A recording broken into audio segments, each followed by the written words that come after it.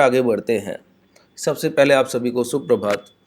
और जो आप लोगों के सजेशंस हैं मैं उन्हीं पर काम करते हुए आगे बढ़ रहा हूँ। कई लोगों ने कहा कि एक बार कम से कम आप लोगों को एक वीकली कम से कम एनालिसिस दिया जा सके कि प्री मार्केट या पोस्ट मार्केट अभी नहीं तो कम से कम एक वीकली एनालिसिस कि जहाँ पर इंडेक्स को लेकर हम लोग कोई बात करें। तो मैं आपको उसका तरीका बताऊंगा कि कैसे होता कैसे है। ठीक है कि एनालिसिस का मतलब बस इतना नहीं होता है कि आपने चार्ट मात्र को देख लिया और उससे सब कुछ क्लियर हो गया, नहीं ऐसा नहीं है। आपको सेक्टोरल ग्रोथ पर जाना होगा, सेक्टोरल चार्ट्स देखने होंगे और उसकी भी बहुत ज़रूरत नहीं पड़ती है। जिस तरीके से मैं आज आपको अप्रोच करूंगा, इन सारी चीज़ों पर लेकर जाऊंगा आगे, आप समझ पाएंगे कि मैं आपको क्या कहना चाहता हूँ। ठीक है। और बाकी अगर आप हमसे जुड़ना चाहते हैं तो नीचे डिस्क्रिप्शन में टेलीग्राम और व्हाट्सएप का चैनल का ग्रुप है जिसको आप क्लिक करके ज्वाइन कर सकते हैं। वहाँ पर सारी अपडेट्स मिलती रहती हैं और आप अपने डाउट भी पूछ सकते हैं। और अगर क्लासेस में, लाइव क्लासेस में आना चाहते हैं तो वहाँ भी आ सकते हैं। चलिए शुरुआत करते हैं। ये बैंक निफ्टी का चार्ट। ठीक है। अच्छा, बैंक निफ्टी के चार्ट को जब हम लोग देखते हैं तो हमको एक चीज़ बिल्कुल क्लियर कट दिखता है। यहाँ से जब मोमेंटम की शुरुआत हुई तो प्राइस ने एक हाई लगाने के बाद एम फॉर्मेशन बनाने की कोशिश किया।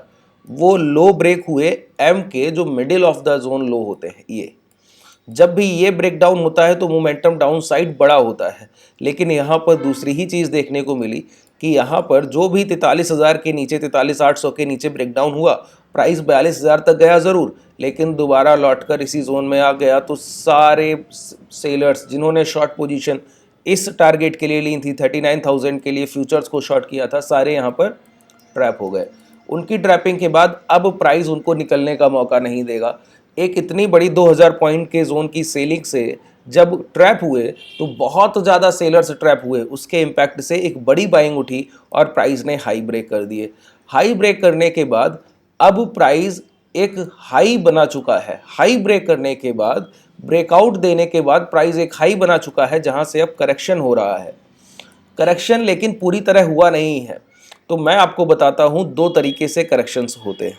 ठीक है, दो तरीकों से करेक्शंस होते हैं। पहला है टाइम वाइज करेक्शन कि प्राइस रुक जाए और वहीं पर बना रहे। दूसरा है प्राइस वाइज करेक्शन कि प्राइस तेजी से नीचे की तरफ दौड़े और एक जगह को हिट करके दोबारा रिवर्सल होकर दोबारा लौटकर वहीं आ जाए, कि प्राइस नीचे जाए और लौटकर फिर वहीं पर आ जाए। ये प्राइस वाइज करेक्शन।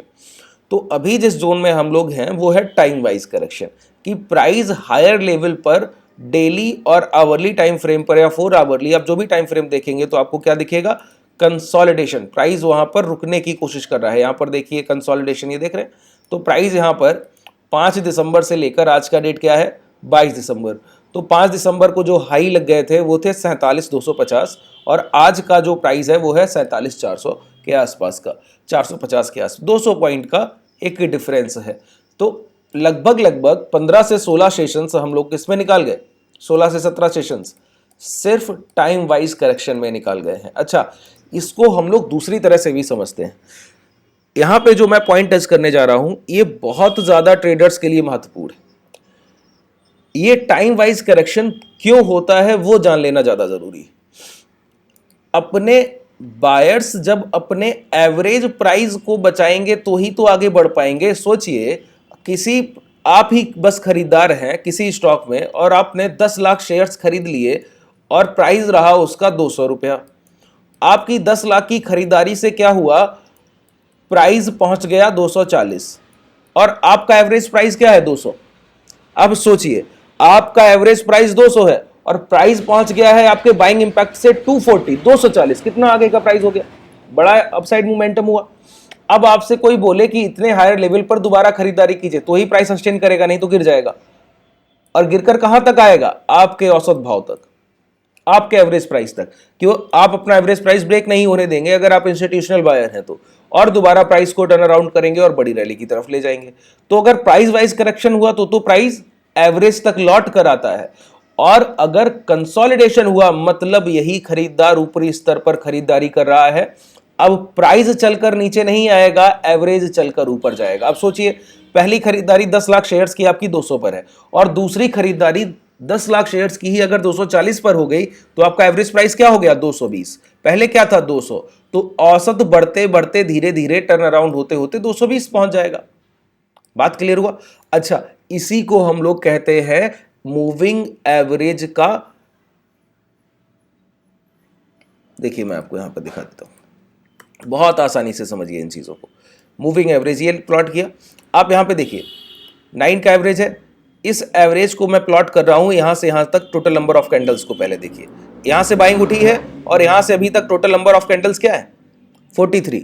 तो यहां पे मैं जो नंबर प्लॉट करूंगा वो है 43 कैंडल्स का, ठीक है, 43 कैंडल्स को यहां पे प्लॉट कर रहा हूं। अब देखिए प्राइस कैसे, एवरेज देखिए औसत बढ़ के कहां जा रहा है प्राइस के पास, प्राइस लौट कर नहीं आया एवरेज के पास, ठीक है। ये जो मूविंग एवरेज का स्लोप है जब भी हायर तरफ उठने लगे ऊपर की तरफ, समझिए बायर्स डोमिनेट करेंगे। अब ये देखिए प्राइस ने क्या किया, या तो जब प्राइस यहां पहुंचा था तो एवरेज कहां पे था 44,200 पे, तो प्राइस गिरता एवरेज से बाइंग उठाता और फिर निकल जाता, ठीक है। एवरेज का बहुत बड़ा कॉन्सेप्ट है ये, आप लोग कभी इन चीजों को ध्यान नहीं देते जब एवरेज को यूज कर रहे हैं। इसीलिए जब भी प्राइस औसत से दूर चला जाए तो प्रॉफिट बुकिंग की जाती है, औसत के पास आ जाए तो बाइंग प्लान की जाती है। अब एवरेज जब प्राइस के पास चलकर गया है मतलब प्राइस ने कंसोलिडेशन किया होगा, और औसत अब देखिए कहां आ गया है 46,300। अब मैक्स टू मैक्स अगर गिरावट होगी भी तो यहां तक, इससे ज्यादा नहीं हो सकती, बिल्कुल क्लियर बोलता हूं। आप 4 घंटे का चार्ट लगाकर रखिए, अगर एक दो कैंडल जैसे 4 घंटा और निकल गया, कल मार्केट ओपन होगा तो 4 घंटे के बाद ये टाइम फ्रेम आपका 44 हो जाएगा, यहां पर जो लेंथ आपने फिल किया, इसके बाद 4 घंटा और निकल गया तो 45 हो जाएगा। इस तरह बढ़ाते जाइएगा, और जैसे ही प्राइस नियर बाई एवरेज आएगा वहां से देखिएगा कैसा डिमांड क्रिएट होता है और दोबारा प्राइस अपसाइड मोमेंटम में जाता है, ठीक है। तो ये टाइम वाइज करेक्शन जो 15 से 16 सेशंस तक चला है, इसके इंपैक्ट से क्या हुआ, ये एवरेज का स्लोप बढ़कर ऊपर हो गया। कई बार आप गिरावट हो रही होगी, मोमेंटम डाउन साइड होगा तो औसत गिर रहा होगा, एवरेज नीचे आ रहा होगा। जब एवरेज नीचे आ रहा होगा तो जहां से इस तरह का स्लोप होने लगे, ये स्लोप देखिए, जैसे ही ये होने लगे समझिए बायर्स बाइंग उठा रहे हैं, यहां पर खरीदारी कीजिए, हायर प्राइस ऊपर बढ़ेगा। मैं आपको दिखाऊं, ये देखिए बिल्कुल क्लियर, स्लोप से अंदाजा लग जाता है सर। एवरेज गिर रहा है मतलब प्राइस गिरेगा, डाउनफॉल हुआ। अब एवरेज का स्लोप देखते जाइए, स्लोप देखिए बदलने लगा है। आप यहां पर एवरेज का स्लोप गिर रहा था, यहां पर देखिए टर्न अराउंड हो रहा है, इसी के साथ एक लाइन ड्रॉ कर लीजिए, बस ऐसे ही दिख जाता है। अब यहां पर ये जब बढ़ रहा है मतलब बायर्स अपनी खरीदारी बढ़ा रहे हैं। जो एवरेज पहले गिरते हुए 44,650 से पहुंच गया 43,600, अब वो दोबारा बढ़कर कहां पहुंच रहा है 43,638, 37। तो प्राइस कहां पर है, यहां बाइंग कीजिए, आपको पूरी रैली देगा सर, बाइंग कीजिए, वहां पर पूरी रैली देगा। कोई नियर बाई हाई, जैसे ये स्विंग हाई है, इसको निकलने दीजिए, बाइंग कीजिए, देखिए ये मोमेंटम मिलता है। अब देखिए एवरेज जाके करेक्ट हुआ, एवरेज कहां पहुंचा प्राइस के पास। अब अगर दूसरी डिमांड आनी है तो प्राइस एक बार इसको टच करेगा और एक कैंडल इसके नीचे क्लोज कराने की कोशिश करेगा। बहुत आसानी से समझिए क्या कह रहा हूं, एक कैंडल इसके नीचे क्लोज कराने की कोशिश करेगा, हो सकता है करा भी दे। जैसे ही अगली कोई भी कैंडल एवरेज के ऊपर क्लोज हो आकर, एवरेज के ऊपर आके एक कैंडल नीचे और दूसरा कैंडल जैसे ही एवरेज के ऊपर क्लोज हो, स्विंग लो का एसएल डालकर लॉन्ग कर दीजिएगा, कभी स्टॉप लॉस नहीं जाएगा। ऐसे मोमेंटम मैं बार बार अपने ट्रेडर्स को देता हूं। जब आप लाइव ट्रेडिंग करते हैं हमारे साथ, जब आप ज्वाइन करते हैं तो मैं इसी तरह के मोमेंटम को ट्रेड कराता हूं। देखिए एक कैंडल नीचे क्लोज किया, अगला कैंडल जैसे ही एवरेज के ऊपर क्लोज किया, ये सेलर्स ट्रैप हुए, ट्रेड द ट्रैप को ट्रेड करना है और ये टारगेट आपके सामने, ठीक है। इस तरह से तो अभी जिस तरह से हम लोग बैंक निफ्टी इंडेक्स को देख रहे हैं तो ये कंसोलिडेशन नियर बाई ओवर होने को है। बहुत ज्यादा प्राइस करेक्ट हो सकता है तो 46,300 400 तक, और उसके बाद फिर ये अब ट्रेंड में जाएगा। लगभग मैं आपको तय बोलता हूं ये 48,400 के हाई ब्रेक होंगे, इस हफ्ते हो या अगले हफ्ते हो। लेकिन अभी की क्लोजिंग थोड़ी सी वीक है तो जल्दी ही होगा, इस हफ्ते या नेक्स्ट वीक में जरूर हो सकता है, ठीक है। चलिए हैज में रहिए। जब मैंने आपको बता दिया कि प्राइस ये ब्रेक होगा और इस लेवल के नीचे नहीं आएगा, बस आपको ऐसी ट्रेड लेना आना चाहिए कि प्राइस जब तक 46,300 के नीचे ट्रेड ना करे और आप प्रॉफिटेबल हो। बस इतना जानकर प्रॉफिटेबल होना सीख जाइए। ये नहीं होना चाहिए कि 47,400 का 500 का प्राइस है, 47,700 जाएगा तब प्रॉफिट होगा, 600 आएगा तब नहीं, ये सारी चीजें नहीं। बस मुझे इतना पता है 46,300 के नीचे नहीं जाएगा। अब मैं ऐसा हैज पोजीशन क्रिएट कर सकता हूं कि प्राइस बस 46,300 के नीचे ना आए, ऊपर कहीं भी ट्रेड करता रहे, मैं प्रॉफिटेबल हूं। इसी को हैजिंग कहते हैं सर, ठीक है। चलिए अब आप लोगों के कई सारे स्टॉक्स थे, तो मैं उसको एलिमिनेशन के थ्रू जाऊंगा और आपको बताऊंगा कौन कौन से स्टॉक्स आप खरीद सकते हैं और कौन से नहीं। तो सबसे पहले देखिए, जब मैंने कहा सेक्टोरल ग्रोथ पे बैंक निफ्टी का चार्ट नियर बाई कंसोलिडेशन है, लेकिन बैंक निफ्टी का चार्ट कंसोलिडेशन में है, इसका मतलब है कि हर सेक्टर कंसोलिडेशन में नहीं होगा। तो कैसे पता लगता है? आप बस स्टॉक्स को देखिए। मैं आपको बता दूं, मीडिया सेक्टर, एंटरटेनमेंट सेक्टर के सारे स्टॉक्स अप ट्रेंड में है, सेक्टर भी अप ट्रेंड में है। जैसे कि आप लोगों ने पूछा एक टीवी 18 का स्टॉक, ये देखिए, ये बिल्कुल जीता जागता एग्जांपल है। जो मैंने अभी आपको बताया उसका ये एक जीता जागता एग्जांपल है। देखिए, प्राइस पहले एवरेज से दूर गया, पहले नीचे क्लोज करने की कोशिश किया, एक कैंडल आके इसके ऊपर क्लोज किया, ये देखिए 56 के हाई। ये चीजें कभी भी आपसे दूर नहीं जा रही। आप एवरेज को, मैंने एवरेज के और तरीके यूज करने को सिखाया ना, एक तरीका ये है उसको यूज करने का। एक कैंडल आके ऊपर क्लोज किया 43-44, देखिए 56 के। किसी, आप लोग टाइम फ्रेम को लेकर परेशान रहते हैं, किसी भी टाइम फ्रेम को आप यूज करेंगे कभी लॉस नहीं होगा, लिख कर दे सकता हूं। बस बताई गई चीजों पर बिलीव कीजिए और ट्रेड एग्जीक्यूट कीजिए। अब जब इतना हाई हो गया तो मैंने क्या कहा, या तो प्राइस एवरेज के पास आए या एवरेज प्राइस के पास जाए। तो यहां दोनों चीजें हुई, नीचे आकर प्राइस ने कंसोलिडेशन किया और एवरेज भी चलकर प्राइस के पास आया। अब देखिए, जैसे ही इसके पास आया तो टच करके दोबारा रैली की शुरुआत कर रहा है। ये एक अच्छा स्ट्रक्चर है प्राइस का। टीवी 18 में आप बाइंग करेंगे। मैं आपको बता दूं, अगर शॉर्ट टर्म टाइम फ्रेम में तो इसके टारगेट बहुत अच्छे हैं ही, ये 56-60 ब्रेकआउट होगा और ये 70-71 की तरफ बहुत तेजी से बढ़ेगा। शॉर्ट टर्म टाइम फ्रेम में टारगेट अच्छे हैं, लेकिन जब आप इसका मंथली चार्ट देखते हैं तो ये प्राइस और अच्छा दिखता है। दिखाऊं मैं आपको ये प्राइस एक्शन, यहां पर ये प्राइस जो ये ब्रेकआउट हो रहा है, ये बड़ा ब्रेकआउट है सर। ये ब्रेकआउट प्राइस को लीड करेगा 82-83 तक, और इसके बाद इस स्ट्रक्चर में अगर ये हाई भी निकल गए, 70 के हाई निकल गए और क्लोजिंग मिल गई, तो आप मान के चलिए ये इन्वर्टेड हैमर के हाई जब निकलेंगे तो अगला टारगेट 130 और उसके बाद ये 200। ये 200 जाएगा ही जाएगा। टीवी 18 बहुत अच्छा स्टॉक है, आप बस बाइंग करके उसको होल्ड रखिए और देखिए 200 पे ना बिकवा दूं तो कहिएगा। तो जिसने भी आप पूछा था आप में से, उनके लिए ये बहुत अच्छी पिक है, आप लोगों ने बहुत अच्छे से सुझाया है। आप लोग भी, उसके अलावा भी सभी लोग इसमें बाइंग प्लान कर सकते हैं। आईएक्स एक अच्छा स्टॉक है, हम लोगों को बड़ी अच्छी डिप पर खरीदने को मिल रहा है। जो लोग यहाँ पर फियर में है, गलत फियर में है, डरना नहीं है। डरना उनको है जिन्होंने 320 की खरीदारी की है सर। आपको दोबारा 150 पे आधे भाव पर खरीदने को मिल रहा है 50% डिस्काउंट पर। पूरी रैली के बाद, सारे रिटेलर्स निकलने के बाद इंस्टीट्यूशनल बाइंग का ये साइन है। यहां पर आईएक्स में पोजीशन लीजिए, दोबारा 300 बिकेगा ये, ठीक है, दोबारा 300 के प्राइस आपको मिलेंगे।